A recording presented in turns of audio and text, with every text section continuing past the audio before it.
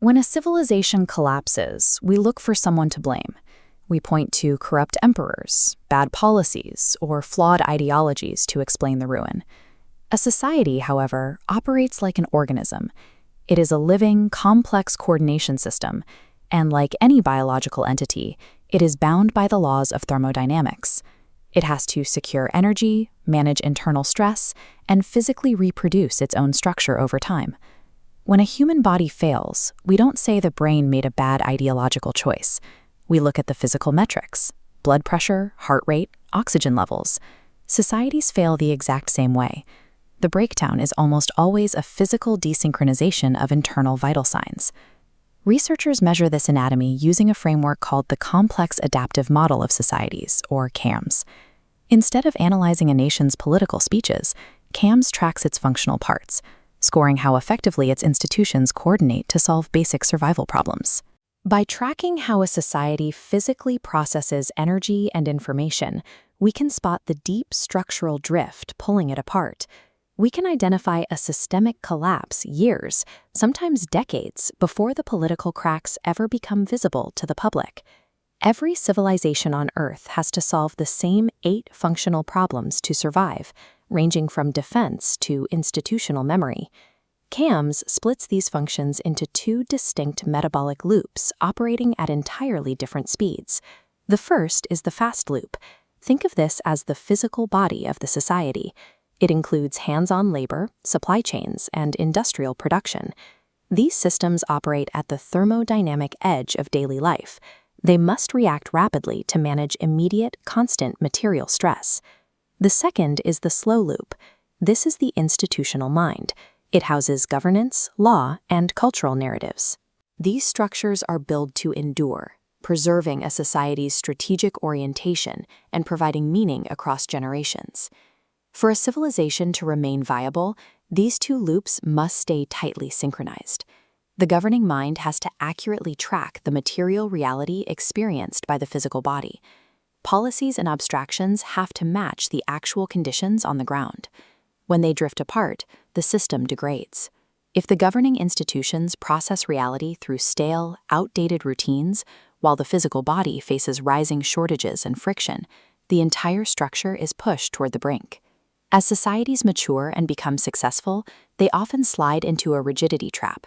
Their institutions become highly optimized for preserving their own rules, debt instruments, and asset values, gradually detaching from the gritty, physical feedback of the real world.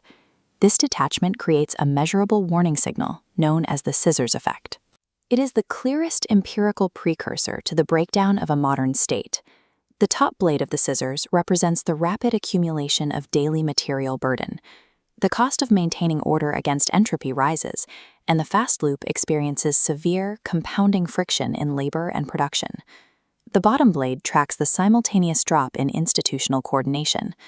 While the physical load increases, the slow loop fails to adapt, retreating into symbolic rent-seeking and bureaucratic amnesia. This creates an immense structural shear. The opposing forces tear the network apart, completely decoupling the mind from the body. When that gap grows too wide, the entire network structurally ruptures in a rapid, mathematically predictable phase transition. Political polarization and failing policies don't cause the crisis. They are the lagging symptoms of this underlying shear.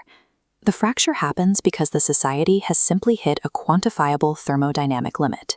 When that limit is breached, a society enters the release phase.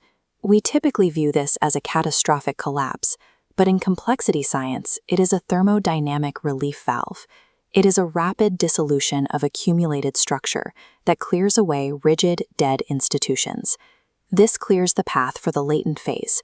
Material stress drops, systemic coordination is low, and the old symbolic order is gone. This provides a narrow window of opportunity where the society can test new configurations and build a more resilient architecture. But renewal is rarely guaranteed. If a society fails to repair its physical material conditions while simultaneously building a new, coherent institutional narrative, it falls into a poverty trap. It survives the immediate crisis, but lacks the capital to truly regenerate. This chart shows the phase space trajectory for Argentina from 1900 to 2026. The tangled, tightly packed lines in the lower left grid reveal a system locked in chronic oscillation. It cycles endlessly between severe fragmentation and partial recovery, never achieving a sustained exit. Surviving a collapse is functionally useless if the society cannot reintegrate its physical capabilities with a shared symbolic purpose. Without that alignment, the system continues to degrade. Successful renewal requires a deliberate, simultaneous recoupling.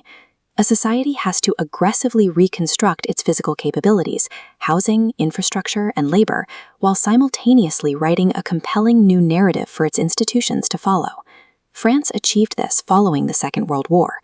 The intense, violent release of the occupation gave way to a massive reorganization.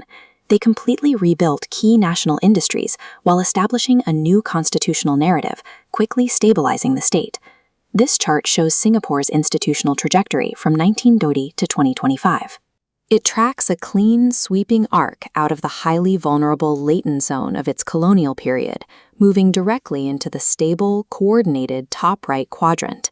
That data point is the result of concrete actions. Upon independence, Singapore executed a massive physical campaign to provide public housing and secure employment, while concurrently forging a strict meritocratic national identity to bind its institutions together. Every complex society will eventually face the cycle of growth, rigidity, and release, but our structural fate is not entirely predetermined. By learning to read our own systemic vital signs, we gain the agency to repair the shear between mind and body, and to adapt before the structure breaks.